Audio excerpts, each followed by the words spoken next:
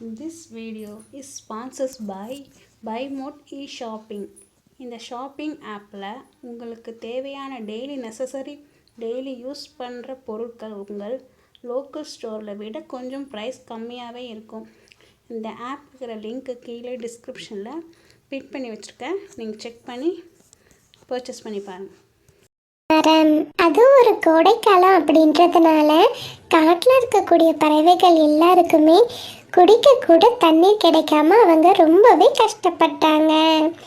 அப்படி இருக்கும்போது ஒரு நாள் சோனா குருவி பக்கத்து கிராமத்துக்கு போய் குடிக்க தண்ணீர் கிடைக்குமான்னு தேடி பார்த்தது. அப்போதான் சோனா குருவி கண்ணில் ஒரு கிணறு தென்பட்டது. சோனா குருவி அந்த கிணத்தை போய் எட்டி பார்க்கும்போது அந்த கிணறுமே ரொம்ப வறட்சியாக தான் காட்சி அளித்தது.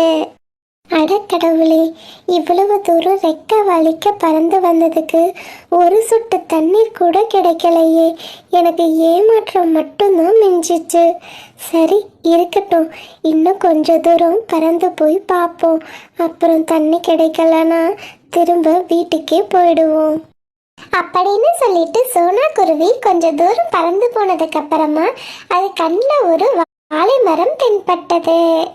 அடடே, இந்த வாழை மரத்துல இவ்வளவு பழுத்த வாழைப்பழங்கள் இருக்கு. இவ்வளவு தூரம் நம்ம பறந்து வந்ததுக்கு அதுல இருந்து ஒரு பழத்தையாவது சாப்பிட்டு நம்ம பசிய ஆத்திக்கலாம் அப்படின்னு சொல்லி சோனா குருவி வாழைப்பழங்களை சாப்பிட்றதுக்காக அந்த வாழை மரத்து பக்கம் போச்சு. ஏ பறவையே, எதுக்காக என் பக்கம் வந்து உட்காந்துருக்க? என் வாழைப்பழங்களை திருடிட்டு போலான்னு பாக்கறியா? ஒழுங்கு மரியாதையா இங்கிருந்து ஓடி போயிடு. வாழை மரமே, நான் மிகுந்த தாகத்தோடையும் மிகுந்த பசியோடையும் இருக்கேன்.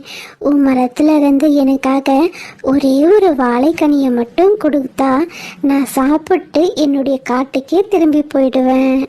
வாழை மரமே, அந்த குருவியை பார்க்கறதுக்கே ரொம்ப பாவமா இருக்கு.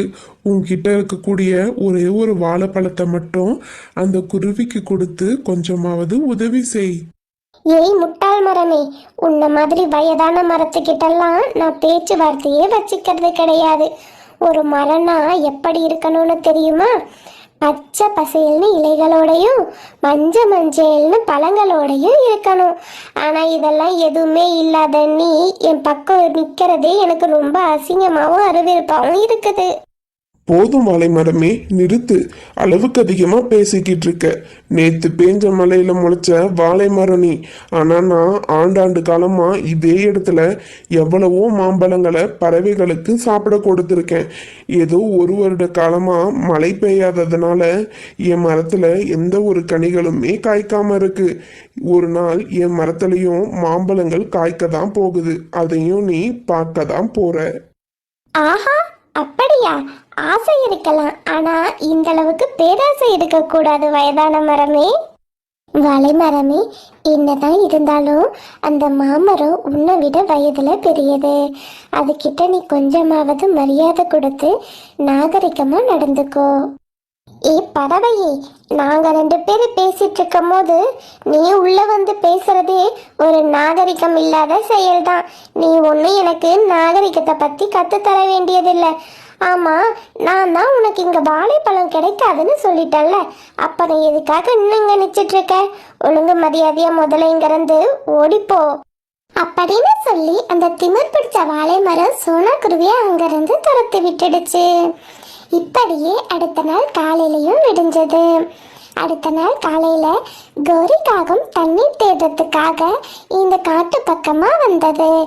அப்படி வந்த கௌரிக்காகத்துடைய கண்ணிலையும் இந்த வாழை மரம் தென்பட்டது. வாழை மரமே, நீ பார்க்க ரொம்ப அழகா இருக்க தெரியுமா? அது மட்டும் இல்ல, உன்ன மாதிரி பழுத்த வாழைப்பழம் தரக்கூடிய வாழை மரத்தை பார்த்து எத்தனை நாள் ஆகுது தெரியுமா? உன் மரத்துல இருந்து நானு ஒரே ஒரு வாழைப்பழத்தை மட்டும் பறிச்சு சாப்பிட்டுக்கிறேன். சீச்சி, கருப்பான காகமே, முதல்ல என் பக்கம் நிக்காத. எனக்கு ஒரு மாதிரியா இருக்கு. அந்த பக்கமா தள்ளி போய் நில்லு. உன்னுடைய கருப்பு நிறம் என்னுடைய வாழைப்பழத்துல எல்லாம் பட்டா ரொம்ப அசிங்கமா இருக்கும்.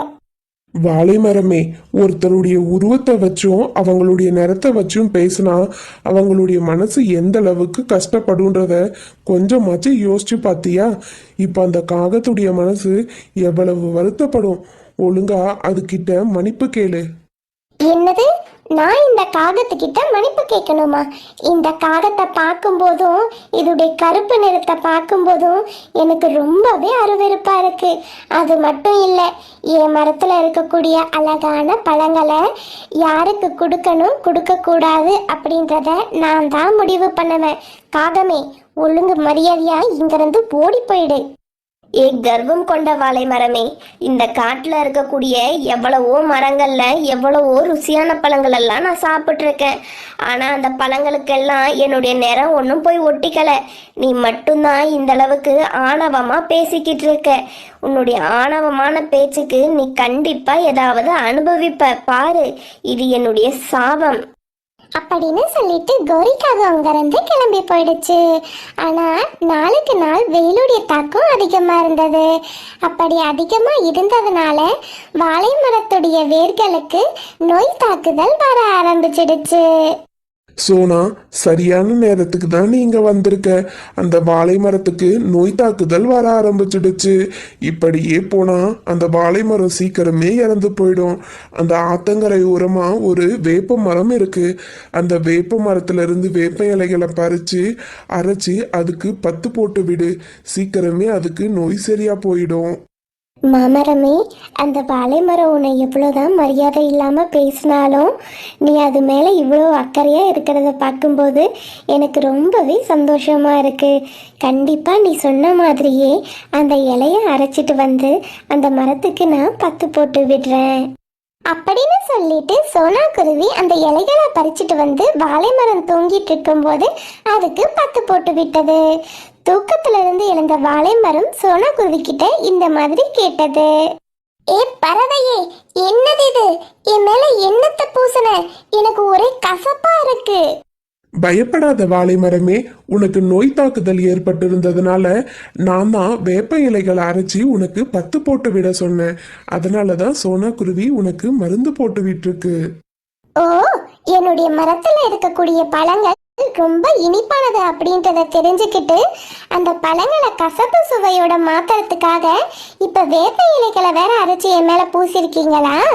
என் மரத்துல இருக்கக்கூடிய பழங்கள் மட்டும் கசப்பா மாறுச்சு, நான் உங்க ரெண்டு பேரையும் உண்டு இல்லைன்னு பண்ணிடுவேன் அப்படின்னு சொல்லிட்டு வாழை மரம் அவங்கள திட்டி அங்கிருந்து அனுப்பி வச்சிடுச்சு. இப்படியே சில நாட்கள் கடந்து போச்சு. வாழை மரமே, உன்னால உணர முடியுதா? வெயில் காலம் முடிஞ்சு மழைக்காலம் ஆரம்பிக்க போகுது. உன்னுடைய வேர்களை ரொம்ப உறுதியா ஆக்கிக்கோ. இல்லைன்னா அடிக்கிற புயல் காத்துல உன்னுடைய மரம் சாஞ்சாலும் சாஞ்சிடும். ஏ வயதான மரமே, நான் எத்தனையோ வெயில் காலத்தையும் புயல் காலத்தையும் மழை காலத்தையும் கடந்துதான் இங்க நிச்சிட்டு இருக்கேன். உனக்கு தான் வயதாயிடுச்சு. உன்னை நீ ஃபர்ஸ்ட் பத்திரமா பாத்துக்கோ. நான் அதுக்காக சொல்லல வாழை மரமே. உன் மரத்துல இருக்கக்கூடிய கனிகள் உனக்கு இன்னும் மேலும் பாரமா தான் இருக்கும். இனியாவது உன் மரத்துல இருக்கக்கூடிய பழங்களை பறவைகளுக்கு சாப்பிட அனுமதி கொடு. இல்ல அப்படின்னா நீ அடிக்கிற காத்துல வலுவிலிருந்து கீழே சாஞ்சிடுவ. ஓ, அப்படியா விஷயம்? எப்படியாவது திட்டம் போட்டு என் மரத்துல இருக்கக்கூடிய இந்த அழகான கனிகளை என்கிட்ட இருந்து போக வைக்கலான்னு தானே பாக்குறேன். உன் திட்டம் என்னைக்குமே என்கிட்ட பலிக்காது. மாமரத்துடைய ஆலோசனைய அந்த வாழை மரம் கொஞ்சம் கூட ஏத்துக்கல. நாளுக்கு நாள் மழை அதிகமா பெய்ய ஆரம்பிச்சிச்சு.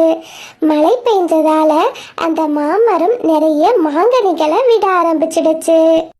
என்ன இது, எப்பவும் இல்லாம இந்த வருஷம் ரொம்ப அதிகமா மழை பெய்யுது.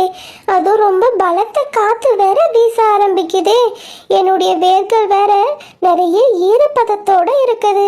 இப்படியே காத்தடிச்சிட்டு இருந்தா நான் சீக்கிரமா சாஞ்சிடுவேனே அப்படின்னு சொல்லி அந்த வாழை மரம் ரொம்பவே வருத்தப்பட்டுட்டு இருந்தது. ஆனா அடிச்ச காத்துலையும் மழையிலையும் அந்த வாழை மரம் சீக்கிரமாவே சாஞ்சு கீழே விழுந்துடுச்சு. வாழை மரமே, நான் அப்பவே உன்கிட்ட சொன்னேன், உன்கிட்ட இருக்கக்கூடிய வாழைப்பழங்களை எல்லா பறவைகளுக்கும் பிரிச்சு கொடுத்துட்டு நீட்டு. இப்ப பாரு, வெயிட் தாங்க முடியாம நீயே சரிஞ்சு விழுந்துட்ட. என்ன தயவு செஞ்சு மன்னிச்சிடு மாமரமே. உன்னுடைய அறிவுரையை கேட்காம நான் ரொம்பவே முட்டாள்தனமா நடந்துக்கிட்டேன் அப்படின்னு சொல்லிக்கிட்டே அந்த வாழை மரம் அங்கேயே இறந்து போயிடுச்சு. ஹாய் நண்பர்களே, இந்த கதை மூலியமா நாம தெரிஞ்சுக்கிறது என்னன்னு பார்த்தீங்கன்னா, நம்மளை விட வயசுல பெரியவங்க சொல்லக்கூடிய அறிவுரையை கேட்டு நம்மளுடைய வாழ்க்கையை நல்ல முறையில் வாழ கத்துக்கணும். இது சப்ஸ்கிரைபர்ஸ்க்கான நேரம். Hi Punitha, hi Chinna, hi Jayanthi, hi Rekha Sarathi. Rekha Sarathi அப்படின்றவங்க அவங்களுடைய ஃப்ரெண்டு பேரை சொல்லியிருக்காங்க. Hi Sujatha, hi Venkatesan, hi Amala, hi Arshan, hi Inaya, hi Inaram, hi Rejiya Begum, hi Arif, hi Irshad, hi Naushad, hi Arshad, hi Savitha Raj, hi Sadhu, hi Keerthu, hi Divya, hi Megala, hi Sathish Vidya, hi Abikarthi, hi Lingeswari, hi Rithika, hi Karthika, hi Bhavana, hi Yoga, hi Sri, hi Ramya, hi Anjali, hi Shiva, hi Pattu, hi Sathish, hi Vikram, hi Kumar, hi Vinod.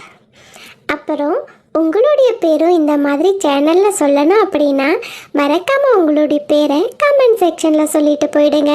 நம்ம சேனலில் comment பண்ணியிருக்க எல்லாருக்குமே ஒரு பெரிய hi. உங்களுக்கு